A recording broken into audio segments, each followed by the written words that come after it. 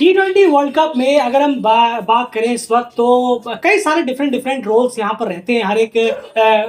टीमों के अगर हम देखें, बल्लेबाजों का अपना एक अलग रोल है, ऑलराउंडर का अपना एक अलग रोल है, पेस बॉलरों का अपना एक अलग रोल है, स्पिन बॉलर्स का अपना एक अलग रोल है। तो डेफिनेटली कई सारे मुद्दों पर लगातार बात होती रहती है, हम सब बात करते ही रहते हैं। लेकिन एक इम्पॉर्टेंट जो सेक्शन हमने आज की इस वीडियो में पिक किया है वो है लेफ्ट आर्म स्पिनर। जी हाँ, लेफ्ट आर्म पेसर्स वगैरह भी पेसर्स में इंक्लूड हो जाते हैं, लेकिन लेफ्ट आर्म स्पिनर्स का क्या रोल रह सकता है T20 वर्ल्ड कप में, चलिए उसके बारे में आज बात करते हैं। T20 वर्ल्ड कप की अगर हम बात करें तो जो कि इंडिया और श्रीलंका से होस्ट करने वाले हैं, सब कॉन्टिनेंट में ये होने वाला है, तो डेफिनेटली स्पिनर्स का रोल भी अपने आप में बहुत इंपॉर्टेंट होगा। उसमें लेफ्ट आर्म स्पिनर्स का जो रोल है उसे हम किस तरह से देखते हैं, इसको समझने की कोशिश करते हैं कि लेफ्ट आर्म स्पिनर्स का जो रोल रहेगा इस वर्ल्ड कप में वो किस तरीके का रहने वाला है। अभी तक 4 एशिया टीम्स ने अगर आप देखें तो स्क्वाड की निकल कर आई है, 3 की ऑफिशियल आ गई है और एक की अनऑफिशियल है। एक उनका पूरी प्रोविजनल स्क्वाड है, लेकिन उसमें से एक प्लेयर तो वो है ही जिनको हमने लिया है, वो 100% स्क्वाड में होंगे भी और हर प्लेइंग 11 में भी होंगे, इसमें कोई दो राय नहीं है। तो आज यहाँ जिन लेफ्ट आर्म स्पिनर्स की हम बात कर रहे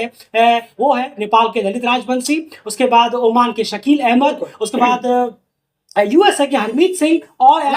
नामीबिया के बर्नार्ड स्कॉट। इन चारों स्पिनर्स का किस तरह, इनसे क्या एक्सपेक्टेशन रहेगी T20 वर्ल्ड कप में और क्या इनका रोल हो सकता है टीम के लिए इस वर्ल्ड कप में, इसके बारे में बात करते हैं। एंड सबसे पहले मैं पूछना चाहूंगा आपसे कि लेफ्ट आर्म स्पिनर्स से हम क्या एक्सपेक्ट कर सकते हैं, कोई बड़े रीजंस क्या करें, इसके बारे में बात भी कर रहे हैं, दो ऐसे रीजन। जरूर देखिए, ये तो ऑब्वियस है, टीम जब कॉम्बिनेशन देखती है तो कॉम्बिनेशन के लिहाज से भी बहुत जरूरी हो जाता है कि आपके पास वेरिएशन के स्पिनर हो, क्योंकि अगर एक ही टाइप के स्पिनर होंगे तो सामने वाली टीम के लिए पढ़ना बहुत आसान हो जाएगा। जैसे कि अगर दो ऑफ स्पिनर है या दोनों लेग स्पिनर है या दोनों ही लेफ्ट आर्म ऑफ स्पिनर है तो थोड़ा आसान हो जाता है सामने वाली टीम को कॉम्बैट करने के लिए उस टीम के स्पिनर्स। बिल्कुल सही। लेकिन अगर हम लेफ्ट आर्म की बात करें, कुछ नेपाल की सारी टीमों के पास, इन 4 टीमों की बात कर रहे हैं, बिल्कुल बिल्कुल जी हाँ, यूएसए हो, नामीबिया हो, ओमान हो, इन्हीं के पास अलग अलग कुछ वेरिएशन के बॉलर भी हैं, लेकिन हम आज लेफ्ट आर्म की बात कर रहे हैं। तो लेफ्ट आर्मर के लिए एक तो सब कॉन्टिनेंट है, पहला रीजन कि सब कॉन्टिनेंट में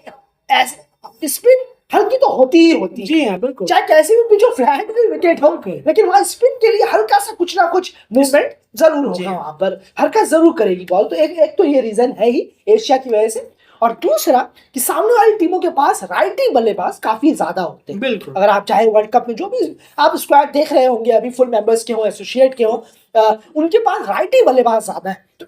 इनको परेशान करने के लिए, इनका विकेट निकालने के लिए लेफ्ट आर्मर से बहुत अच्छा ऑप्शन, बहुत अच्छा और एक बहुत बड़ा ऑप्शन रहेंगे इस वर्ल्ड कप की अगर हम बात करें तो। और यही रीजन है कि हमने इस पे बात करने की सोची कि इस टॉपिक पे भी बात करते हैं। बहुत कम बात होती है इस टॉपिक पे लेफ्ट आर्म स्पिनर्स के ऊपर कि इनका रोल कैसा होगा, तो इसके बारे में बात करते हैं। और हम एस्ट्रेट को कवर करते हैं, जाहिर सी बात है एस्ट्रेट के स्पिनरों को ही बात करेंगे। तो इन 4 टीमों में जो अभी तक स्क्वाड अनाउंस हुई है, इनमें जो प्राइम लेफ्ट आर्म स्पिनर है, जो कि सबसे प्राइम लेफ्ट आर्म स्पिनर, वो यही 4 है जिनके बारे में हम बात कर रहे हैं। एंड तो मैं स्टार्ट से शुरू करूंगा। इनके 2025 के, ज्यादा पीछे आने की जरूरत नहीं है, इनके जो लास्ट 1 साल है 2025 के, इनके स्टैट्स क्या कहते हैं इंटरनेशनल क्रिकेट में। शुरुआत किससे करना चाहेंगे? जरूर बर्नार्ड स्कॉट्स को अगर हम देखें, नजर डालें तो 10 इनिंगों में उन्होंने 2025, जी हाँ, तो अभी जैसा आपने कहा T20I के स्टैट है, 10 इनिंगों में 31 ओवर बर्नार्ड स्कॉट ने डाले हैं, जिसमें कि 8 विकेट उन्हें मिले, 26.12 का उनका बॉलिंग एवरेज रहा और तकरीबन 6.74 की उनकी बॉलिंग रही, 6.74, और 23 का स्ट्राइक रेट रहा है। अगर हम देखें 10 इनिंगों में 8 विकेट, थोड़ा विकेट जरूर लेस है और रन से और बेहतर करना, ये नंबर्स अच्छे नहीं अच्छे वर्ल्ड कप के लिहाज से, क्योंकि ये देखने होंगे कि हमें ये एसोसिएट लेवल पर, तो वर्ल्ड कप में इस तरह के नंबर्स तो बिल्कुल नहीं चलेंगे। बर्नार्ड स्कॉट्स की इकोनॉमी लगभग 7 के आसपास है और यकीन मानिए वहां पर ये बढ़ेगा, बिल्कुल वहां पर और ज्यादा बेहतरीन स्किल वाले बल्लेबाज उनका सामना यहाँ पर करना पड़ेगा। तो डेफिनेटली इससे बर्नार्ड स्कॉट्स को और बेहतर करना पड़ेगा, थोड़ा सा और बेहतर अपना। अभी जो उनकी प्रिपरेशन शुरू होगी जो साउथ अफ्रीका में, जो कर्नाटका से सीरीज है उनकी, वहां पर थोड़ा सा उनको और बेहतर करने की कोशिश करनी पड़ेगी कि मैं क्या और बेहतर डाल सकता हूं, तो इसका फायदा मुझे वर्ल्ड कप में मिलेगा। डेफिनेटली इस नंबर से बर्नार्ड स्कॉट्स को सेटिस्फैक्शन भी नहीं है, इससे और बेहतर करना पड़ेगा। 10 इनिंग में 31 ओवर डाल के सिर्फ महज 8 विकेट बिल्कुल भी अच्छे नहीं है, इससे नंबर्स को और बेहतर करना पड़ेगा डेफिनेटली। तो बर्नार्ड स्कॉट्स उतना कॉन्फिडेंस लेकर नहीं जा रहे, क्योंकि हम जानते हैं कि बर्नार्ड स्कॉट्स लॉन्गर फॉर्मेट में ज्यादा बेटर गेंदबाज है, बजाय T20 के। वो हमने देखा भी है। बर्नार्ड स्कॉट्स वनडे में तो one of the most economical bowler है पूरे वर्ल्ड में, सब टीमों में वाकई आकर में, इस वक्त अगर हम बात करें तो ओडीआई में तो अच्छा करते हैं, लेकिन टी20 में उसे वो रेप्लिकेट नहीं कर पाते, क्योंकि यहाँ पर गेंदबाजों पे हावी ज्यादा होने जा रहे होते हैं, तो वहां पर वो कंट्रोल उनसे नहीं हो पाता। एंड उसके बाद अगले बॉलर की बात करते हैं, नेपाल के बॉलर ललित राजवंशी की। ललित राजवंशी की जो स्टैट्स है 2025 के टी20 में,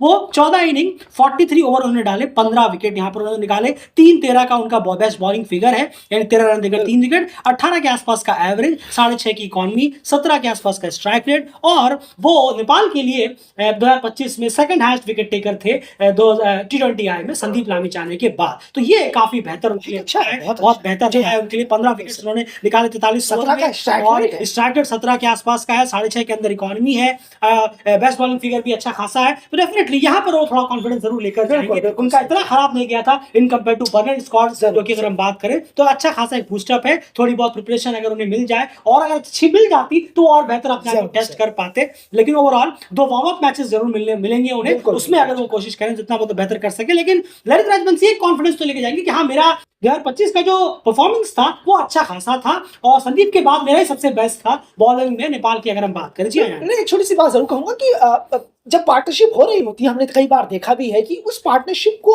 थोड़ा सा ब्रोक करने का काम भी करना होगा। टाइट स्पेल डालकर जरूर चले जाते हैं ललित राजवंशी, प्रेशर बना देते हैं, लेकिन थोड़ा सा कोई एक पार्टनरशिप जा रही है राइटी बल्लेबाज है, तो दूसरे ऑफ स्पिनर्स को या लेगी को थोड़ा सा वक्त लगता है। खास करके हम देखते हैं कि नेपाल की टीम में संदीप ने 2025 में कई बार आकर टी20 में पार्टनरशिप को तोड़ा है, ये कई बार देखने को मिला है, चाहे एशिया एपी क्वालिफायर में भी देखा था। बिल्कुल, तो इस चीज को जब राइटी बल्लेबाज हो और आप ललित राजवंशी आप लेफ्टी बॉलर है, तो ये और जिम्मेदारी बढ़ जाती है कि हाँ, यहाँ से थोड़ा सा मुझे भी अब कोशिश करनी चाहिए कि इस पार्टनरशिप पर ब्रेक तो लगा देते हैं, प्रेशर बनाते हैं, लेकिन विकेट वाली जो डिलीवरी है उससे वो चूक जाते हैं। वो थोड़ा सा तो ऐसा लगता है कि चलिए बचकर निकल गए, हो गया 4 ओवर का स्पेल, इसको थोड़ा सा इंप्रूव करने की जरूरत है, क्योंकि वर्ल्ड कप है, यहाँ तो विकेट्स की जरूरत होगी, बचकर निकलने वाली बात नहीं होगी, वरना टीम पर उसका काफी नुकसान। बिल्कुल सही कहा आपने, बहुत इंपॉर्टेंट रहेगा कि जब भी ललित राजवंशी का स्पेल कंप्लीट हो तो उनके लास्ट नंबर्स पे विकेट टैली में 0 ना हो, 1, 2 जो भी हो, विकेट जरूर वो निकाले अपने स्पेल के साथ। ये बहुत क्रूशियल बात यहाँ पर एंड कही, और उसमें ही हम देखना चाहेंगे कि ललित राजवंशी थोड़ी बहुत वेरिएशन अपनी बॉलिंग में लेकर आए हैं या फिर नहीं, ये बहुत इंपॉर्टेंट रहेगा। उसके बाद तीसरे लेफ्ट आर्म स्पिनर चलते हैं, शकील अहमद की बात करें, जो कि ओमान के लिए काफी इफेक्टिव रहे हैं, रिसेंटली काफी नाम उनका उछला है। अगर हम देखें ओडीआई वगैरह से भी 13 इनिंग 46 ओवर 9 विकेट 3-15 का बेस्ट बॉलिंग फिगर, 30 का एवरेज, अंडर 6 की इकॉनमी तो ठीक है, लेकिन स्ट्राइक रेट और एवरेज ये अच्छा नहीं है। फुल मेंबर से सामना हुआ था एशिया कप में, और इसी वजह से ये नंबर्स आपको इतने लग रहे हैं। ये अगर एसोसिएट से होते तो आपको उन्हीं लेवल पर मिलते वगैरह के हैं, लेकिन डेफिनेटली बात है फुल मेंबर से टकराएंगे तो फिर रियल टेस्ट वही होता है, तो ये फुल मेंबर से भिड़ने का भी नतीजा है कि ये नंबर्स यहाँ पर है। यानी शकील अहमद को भी बहुत इंप्रूव करने की जरूरत पड़ेगी टी20 वर्ल्ड कप में। उनके भी ग्रुप में अच्छी तगड़ी टीमें हैं, इतना आसान बिल्कुल भी होगा नहीं, लेकिन उन्हें फायदा उठाना पड़ेगा अपनी वेरिएशन से, पिच जितनी मदद करेगी उसका, प्लस अपनी वेरिएशन को भी इंक्लूड करना पड़ेगा। फिर एक और बाकी बात करते हैं चौथे स्पिनर की, वो है हरमीत सिंह। डेफिनेटली हरमीत सिंह एक बॉलिंग ऑलराउंडर ज्यादा हो जाते हैं, बल्ले से भी बहुत अच्छे रन वो करते हैं, लेकिन प्राइम स्पिनर ओवर भी पूरा 4 डालेंगे। देखिए उन्होंने 2025 में दो ही मैच खेले हैं। 2025 में अगर आप देख रहे होंगे यहाँ पर 2 इनिंग उनकी रही है बॉलिंग से, 8 ओवर पूरे हैं, बस देखिए उनके पूरे ओवर है 4-4 का, 8 ओवर उनसे ओवर तो वो पूरे डालेंगे ही डालेंगे, लेकिन उसमें उन्होंने 3 विकेट निकाले, 3.37 का बेस्ट बॉलिंग फिगर है, 20 का एवरेज, 16 का स्ट्राइक रेट काफी अच्छा है, 7.75 का उनका इकॉनमी थोड़ी महंगी यहाँ पर गई है, लेकिन ओवरऑल इनकी 2 इनिंग से ज्यादा कुछ हम बात नहीं कर सकते, क्योंकि सिर्फ 2 ही मैच उन्होंने खेले, 2 मैच में उन्होंने बॉलिंग यहाँ पर कराई, तो ये बहुत इंपॉर्टेंट रहेगा। हरमीत सिंह बहुत क्रूशियल रोल निभाएंगे यूएसए के लिए, इसमें कोई दो राय नहीं है, थोड़ा बल्ले से भी, लेकिन हम ये बॉलिंग की बात कर रहे हैं तो यार उनके पास भी एक आध अच्छे वेरिएशंस हैं। अगर हम बात करें कभी कभार वो बॉल को रोक कर जो डालते हैं वो भी काफी काम आता है, ये हमने पिछले वर्ल्ड कप में भी देखा था, और एयर में भी वो बहुत जी हवा में काफी फ्लाइट करा, बहुत ज्यादा देखा है हमने, जितना उनको बॉलिंग कराते देखा है, काफी लेट डिप कर बॉल नीचे आ रही है, तो